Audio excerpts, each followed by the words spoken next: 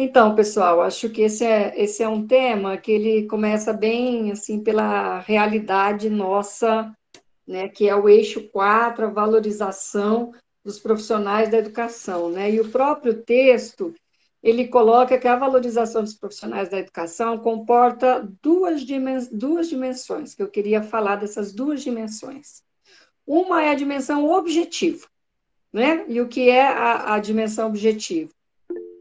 É o concurso público, o regime de trabalho, o piso salarial, a carreira docente, né, a formação inicial e continuada, a saúde e outros aspectos do trabalho.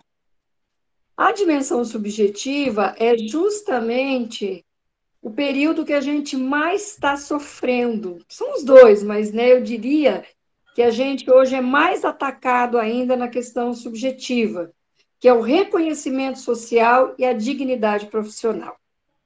Né? E por que eu digo isso? Eu digo isso porque o período histórico, que o professor Vitor Paro deve ter aprofundado bastante hoje, eu vou ver final de semana, porque eu estou aqui saindo da Covid, já estou no 7º dia, não tive sintomas pesados, mas eu não posso sair de casa, então eu estou ouvindo vídeo o tempo todo, né? Mas eu quero ouvir ainda, né, a fala do professor Vitor Paro de ontem, mas para dizer que nós estamos num período histórico de muito ataque, e de muito ataque emocional, de muito ataque da condição do trabalho, de muito ataque da cátedra, do nosso direito de ensinar.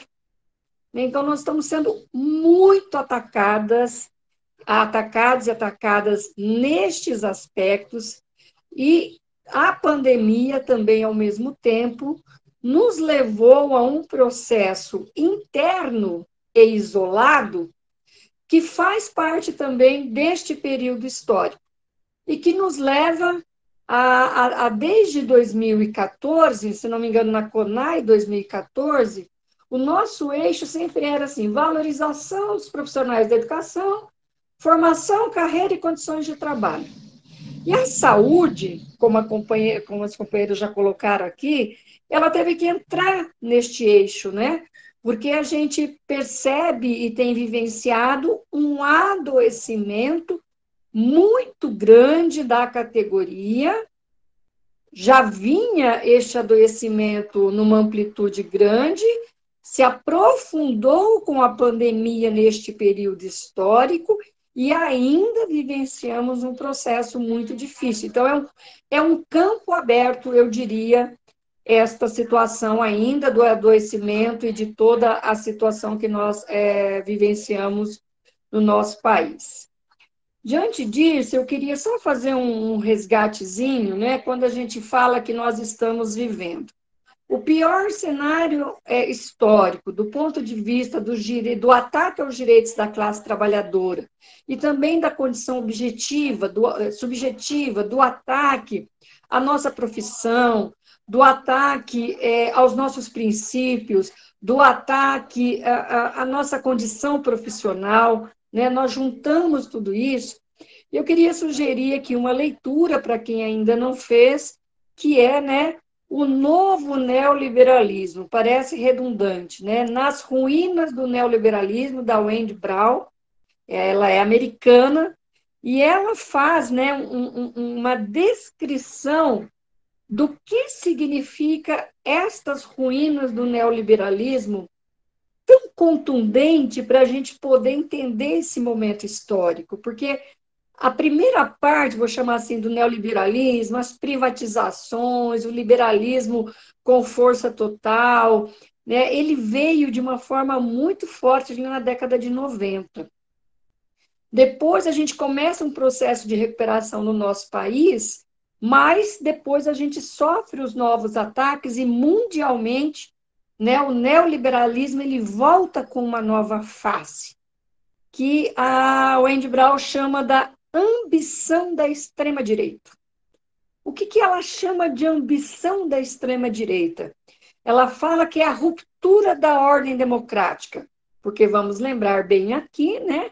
o processo democrático que nós conquistamos nas nossas sociedades, eles ainda são processos democráticos do âmbito do capitalismo e da sociedade burguesa.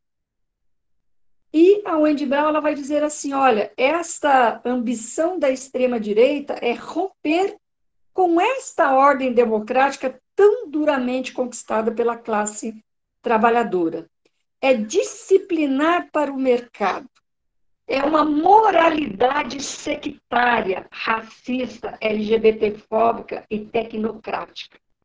E essa tecnocracia para o mercado é uma supremacia técnica do controle, do bônus, do mérito e da individualidade. Então, vejam que são aspectos diferenciados desta fase do neoliberalismo e deste momento histórico que nós estamos vivendo. Então, eu gosto de trazer um pouco essa reflexão para falar, né, daí das nossas condições, das condições que nós estamos vivenciando hoje no país, nas condições de trabalho, no magistério, nas nossas lutas, o que foi a pandemia, a pós-pandemia que ainda não está solucionada. Então, todos esses ingredientes. Eu vou dizer que o texto por si só, ele é maravilhoso, né? Eu sou suspeita, mas o texto, ele é muito bom. Ele vai fazer todo um processo, né, de avaliação, né, daquilo que é o pilar que nós sempre debatemos na valorização profissional. O que para nós é valorização profissional? Para nós, valorização profissional é você ter um concurso público e não contratos precarizados, e nós estamos vivendo a égide dos contratos precarizados, nós estamos vivendo o período mais contundente da privatização, da terceirização do serviço público, total e restrito, né? Numa confrontação muito grande que os servidores públicos são ineficientes, que o mercado é melhor, que a iniciativa privada tem mais condições de controle, de controlar aquilo que é público. Todos nós aqui sabemos que a intencionalidade é de mais recursos para o setor privado, né? Isso a gente já conhece de cadeira do neoliberalismo, né? A outra situação é o próprio salário. Nós aprovamos um piso salarial depois de só 200 anos, lembram lá em 2008? Nós ficamos 200 anos para aprovar um piso salarial que não foi implantado ainda no país inteiro e que de 5 anos para cá ele tem sido implantado de forma catastrófica, eu diria, e contra, inclusive, o acordo do Supremo Tribunal Federal, que diz que o piso do magistério deve ser aplicado na base de cada tabela salarial. Vocês viram que o Ratinho fez agora, né? Vou pegar o exemplo clássico aqui do nosso estado e aqui do Paraná, né? Então, ele desconstruiu a tabela do magistério do estado do Paraná, que nem era uma das melhores, mas era uma tabela razoável, né? Na sua construção enquanto carreira, né? E deu lá reajustes diferenciados, só para quem não recebia o piso, aumentou significativamente o início da tabela e destruiu a tabela para quem está no final, né? Eu sou nível 2, classe 11, estou há 26 anos no magistério e tive 3% do reajuste. Mas vende na imprensa que o magistério teve 48% de reajuste. E é muito difícil a gente desfazer, né, esse processo aí que os governos colocam. Então, o piso ele vem sendo descaracterizado. A carreira como um todo, então, quando você tem também leis que congelam os seus quinquênios, que congelam os seus anuênios, que congelam as suas promoções, que congelam as suas progressões. Quando você tem governos que não fazem mais formação continuada, você não tem mais carreira. A sua carreira passa a ser um processo congelado. E aí você não tem mais carreira. E é isso que nós também estamos vivenciando, desde a aprovação da Lei 173 pelo governo federal, como governos municipais e governos estaduais também congelaram carreiras, congelaram promoções, congelaram, né, todo o processo de valorização profissional. E, por fim, a própria formação continuada, que é outro aspecto que nós temos uma característica muito forte no estado do Paraná e no país, de ter uma formação continuada progressista, né, avançada, popular. E o que nós estamos vivenciando? Nós estamos vivenciando a época do planilhamento. Planilhas, planilhas, planilhas, planilhas. Controle, controle, controle, controle. Currículos, como é a BNCC, tanto do ensino fundamental quanto do ensino médio, engessado. Currículos mínimos, como foi o CREP no estado do Paraná, ou o nivelamento que nós temos em muitas redes municipais. Então, nós estamos vivendo o mínimo do currículo, do conhecimento, né, e o máximo do controle das habilidades e competências. Parece que nós estamos falando de 1995, né? Nossa, será que a gente voltou no tempo mesmo? Mas é igualzinho. Com mais ênfase na tecnicocracia, nesses elementos hoje das plataformas digitais, né, desse controle, essa plataformização que a gente vive de forma intensa. Eu não sei se isso também afeta toda a rede municipal de Araucária, mas isso no país, isso é, né, uma vertente, né? Nós fizemos esse ano o congresso da CNTE e tivemos um conselho de entidades recentemente, e esse é um dos problemas centrais, né? E a valorizar as condições de trabalho, nós no Paraná até temos redes mais assentadas no que diz respeito à estrutura das escolas, né, aos espaços estruturais, nós temos até uma rede mais assentada do que você pegar municípios ou estados mais pobres, né? E a saúde também. E a saúde dos trabalhadores e trabalhadoras da educação, que com a pandemia se acentua. E por que se acentua? Né? Nós temos alguns estudos já. Se acentua porque nós tivemos que ir para o espaço particular e privado, que é a nossa casa. Nós somos, a grande maioria, mulheres. 90% da categoria do magistério são mulheres. E tivemos que viver no espaço privado também o espaço do nosso trabalho. A gente nunca tinha feito aulas online com frequência, todo dia. Tivemos que aprender às duras penas. Sabemos e comprovamos que na educação básica é uma coisa que não dá certo. Isso pode dar certo para especialização, para quem tem autonomia, né, para as universidades, ou até para um programa de formação continuada. Isso é possível? Mas a aula com os pequenos, né, e até o ensino médio é praticamente possível. E até nas universidades. A gente sempre defendeu, né, que o nosso primeiro trabalho, a nossa primeira formação, ela precisa ser presencial. Isso sempre foi uma luta histórica nossa.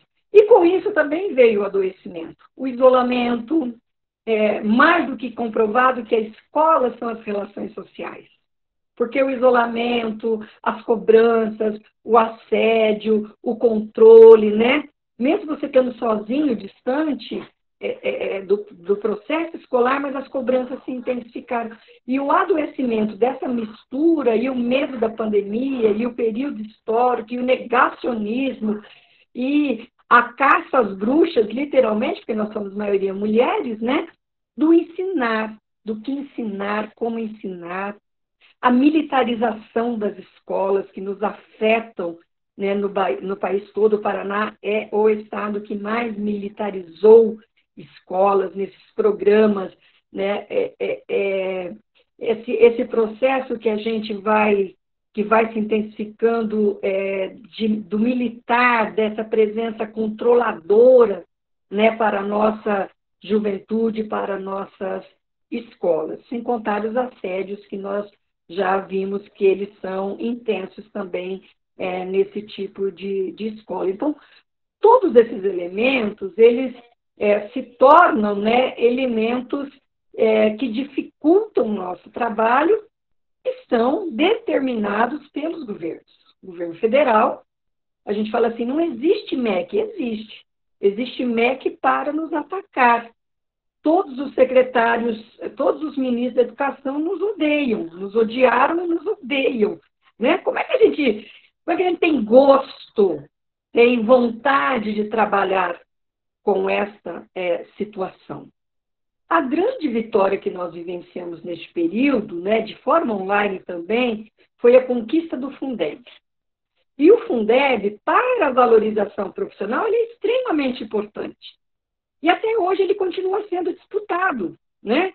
Porque não conseguiram aprovar lá na lei, na emenda constitucional do Fundeb que poderiam ter recursos para voucher, poderia ter recursos para conveniamentos. Aí eles aprovam outras leis que vão colocando isso.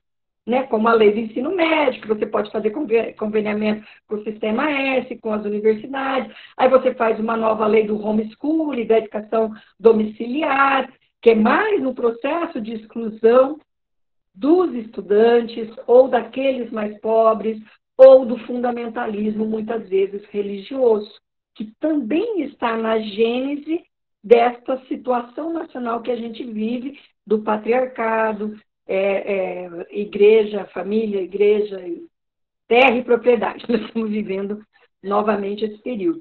Então, o Fundeb foi uma conquista muito importante para nós. E continuamos nessa defesa. E agora, recentemente, né, o piso, eu gosto de explicar um pouquinho, se eu tiver tempo aí, Sinério, porque é assim, né? Nós tivemos um golpe no piso de 2020 para 2021. De 2020 para 2021, o governo federal disse que o piso era 0 de reajuste. E nós gritamos, berramos que aquilo estava errado, que era no mínimo 12% de reajuste do ano passado para 2021.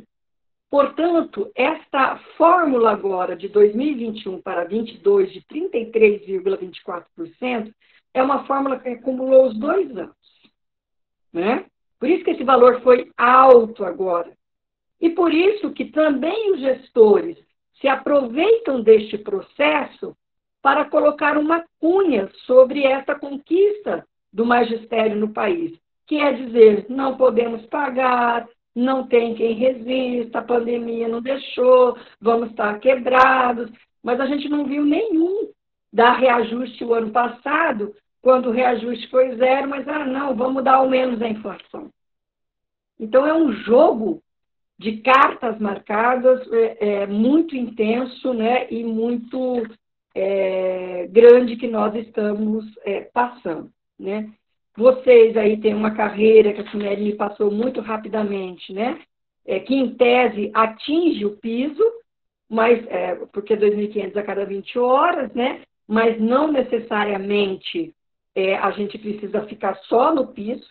A gente sempre fez um debate e uma luta, né, que o piso também ele é lá no magistério, na carreira inicial, para quem tem formação de magistério. E, consequentemente, nós temos que fazer a escala. Este é o trabalho que a CNTE fará este ano. Nós vamos discutir diretrizes de carreiras para professores e funcionários de escola, porque a terceirização avança. Nós já temos estados que já contratam professores por empresas, que é o que nós estamos vendo aqui no estado do Paraná, contratação de funcionários por empresas. Eu tomei um susto nas escolas, porque você chega, passa e cumprimenta, fala assim, sou do sindicato. Ela, não é comigo. Eu falei, não, é com você também. Não, vocês não são nosso sindicato. Não, mas nós queremos conversar com vocês também. Então, veja que é a segmentação da luta de classe, é a segmentação da forma organizativa, é a segmentação e um avanço muito gigantesco, né, e ataque aos sindicatos e a nossa forma de organização e luta. Né? Para ir concluindo, dizer que o eixo 6, que é o eixo que vamos dizer ali, nós temos o plano de lutas, eu não sei se o professor Vitor Paro passou por ele ontem, né? Mas eu digo que é um eixo central porque é o eixo que nós da educação, nós vamos construir este ano a plataforma da educação para um novo governo. Este ano é um ano propício da gente debater com as nossas categorias isso. Nós, vou citar um exemplo, nós da PP fizemos mais de 30 seminários, mais de 50 textos, um livro inteiro da CNTE falando sobre a BNCC e o ensino médio. A categoria só acordou agora, quando viu a matriz curricular. É a base material que grita, infelizmente, né? Mas é a base material que grita. Quando apareceu, então, na sua frente, né? Uma matriz curricular que diminui as disciplinas, né, da base comum, né? As disciplinas clássicas. E aparece, né? Um conjunto de disciplinas que não são disciplinas dos nossos concursos e que, pelo modelo de controle, o diretor pode escolher o professor. Olha só onde nós chegamos. O diretor pode escolher o professor que ele quer que atue naquela disciplina e você não tem o que fazer porque não são das nossas disciplinas de concurso. Eu sou formada em língua portuguesa. Eu fiz concurso para língua portuguesa, eu sou pedagoga. Mas a aula que está lá sobrando, ou que o diretor vai escolher, é de cidadania. É da antiga educação moral e cívica. É da educação financeira. É do projeto de vida. Então, né? Esvaziamento do conteúdo, esvaziamento do que é a sua profissão, esvaziamento do que são os seus direitos, esvaziamento daquilo que é pedagógico, né? E que nos afeta diretamente. Então, o nosso plano de lutas é um plano voltado para uma proposta de derrota do atual governo federal e do atual governo do Estado, do atual governo federal e do atual governo do Estado, e de revogação dessas políticas.